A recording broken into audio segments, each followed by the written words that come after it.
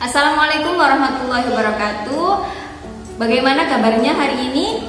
Semoga sehat selalu ya. Oke, baiklah, sebelum kita memulai video pembelajaran pada hari ini, saya akan memperkenalkan diri dulu. Perkenalkan, nama saya Mufira. Biasanya saya dipanggil Mufira.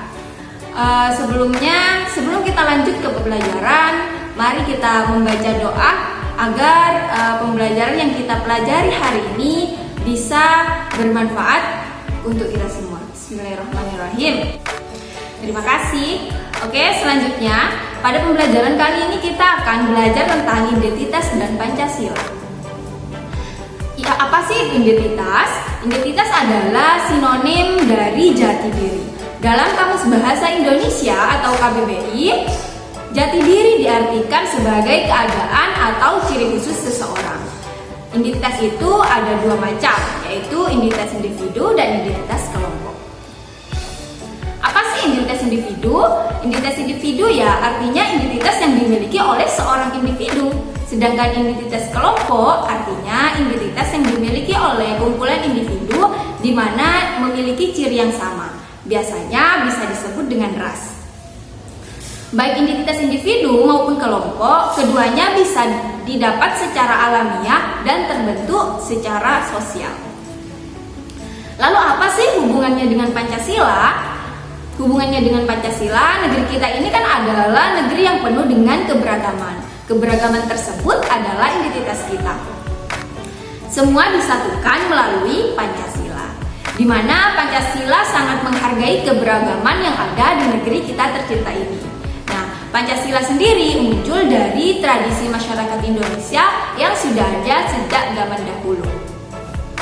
Dr.S. Muhammad Hatta menyampaikan bahwa Pancasila bukan hanya untuk diucap di bibir saja, namun juga harus diamalkan dalam perbuatan sehari-hari. Nah, sekarang mengenali dan menyadari keberagaman identitas. Tadi kan identitas Indonesia itu sangat banyak. Nah, bagaimana sih cara mengenali dan menyadari keragaman identitas? Oke, manusia adalah makhluk sosial yang artinya pasti membutuhkan orang lain dalam menjalani kehidupan. Oleh karena itu, interaksi pada setiap manusia pasti akan terjadi. Tahu kan apa itu interaksi? Interaksi adalah hubungan timbal balik antara individu dengan kelompok, dan kelompok dengan kelompok.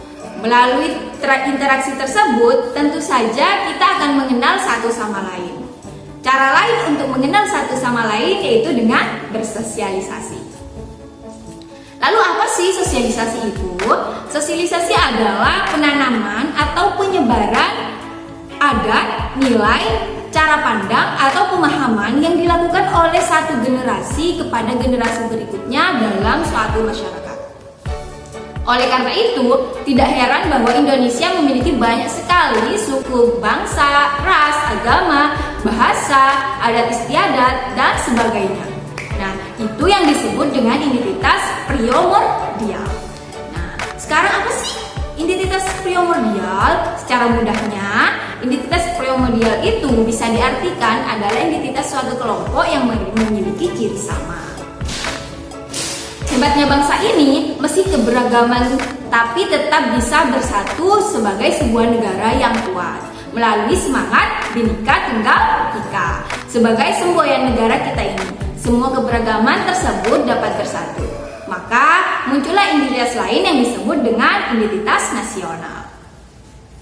Di mana dalam identitas nasional semua itu sama, semua menjadi satu sebagai bangsa Indonesia. Identitas nasional itu tidak akan pernah terwujud jika tidak ada sikap saling menghargai dan menghormati antar satu sama lain, antar agama satu dengan agama lainnya, ras satu dengan ras lainnya, antar suku dan suku lainnya.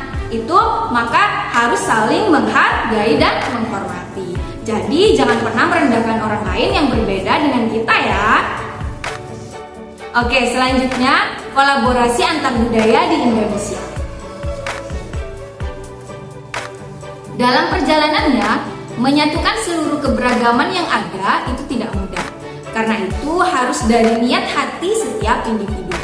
Banyak kasus kekerasan yang pernah muncul di Indonesia oleh karena akibat keberagaman yang ada. seperti konflik Ambon, konflik Sampit, kerusukan Mei 1998, kemudian konflik Ahmadiyah, konflik Lampung, konflik Poso, dan konflik-konflik lainnya. Nah, konflik tersebut selalu dipicu karena adanya istilah mayoritas dan minoritas. Hal tersebut bisa kita sebut dengan diskriminasi. Diskriminasi adalah perbedaan perlakuan terhadap sesama warga negara. Lalu bagaimana solusinya? Sudah jelas dengan adanya sikap toleransi akan cukup untuk meredam sikap diskriminatif tersebut. Serta dengan adanya kolaborasi akan menambah kehangatan untuk bersatu dalam perbedaan. Jadi agama satu dengan agama yang lain harus saling bertoleransi. Suku satu dengan suku lainnya dan sebagainya. Kemudian kolaborasi merupakan sebuah kerjasama yang dilakukan baik individu maupun kelompok. Mereka yang terlibat dalam kerjasama itu mendasarkan dirinya pada nilai yang disepakati, komitmen yang dijaga, serta keinginan untuk menunjukkan kepada halayak bahwa perbedaan latar belakang budaya tidak menghalangi siapapun untuk bisa bekerja bersama-sama.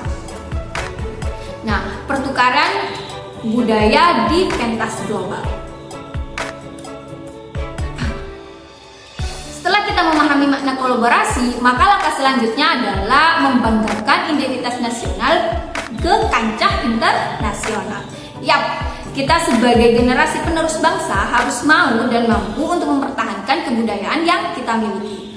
Keberagaman yang kita miliki, bangsa Indonesia adalah suatu anugerah yang harus dipertahankan. Tahu kalian tentang G20 pada tahun 2002 ini? Ya, betul sekali. Joko Widodo sebagai presiden dengan bangganya mengenakan pakaian adat khas Bali saat G20, yaitu Payas Agung. Nah, G20 ini berlangsung di Bali. Selain itu, pada jajaran menteri menggunakan batik saat acara berlangsung. Itu adalah hal positif yang harus kita tiru. Selanjutnya, belajar dari kekayaan tradisi. Bagaimana sih kita belajar dari kekayaan tradisi? Ketika kita mempromosikan budaya kita ke tingkat internasional, tentu saja budaya asing pun akan masuk ke kita. Kita sebagai generasi muda harus bisa memilih dan memilah budaya tersebut. Jangan hanya karena itu tren yang sedang berlangsung, kita sampai lupa dengan budaya sendiri. Serta jangan lupa bahwa tidak ada satupun budaya yang lebih unggul daripada budaya lain. Semuanya sama, semuanya hebat. Dinilai Indonesia yang kaya akan kebudayaan yang luar biasa. Oke, baiklah, untuk pembelajaran kali ini kita telah mempelajari tentang identitas Pancasila. Pada pembelajaran kali ini cukup sekian. Semoga hari kalian tetap semangat dalam belajar. Semoga kalian tetap semangat dalam belajar. Sekian dari saya. Wassalamualaikum warahmatullahi wabarakatuh.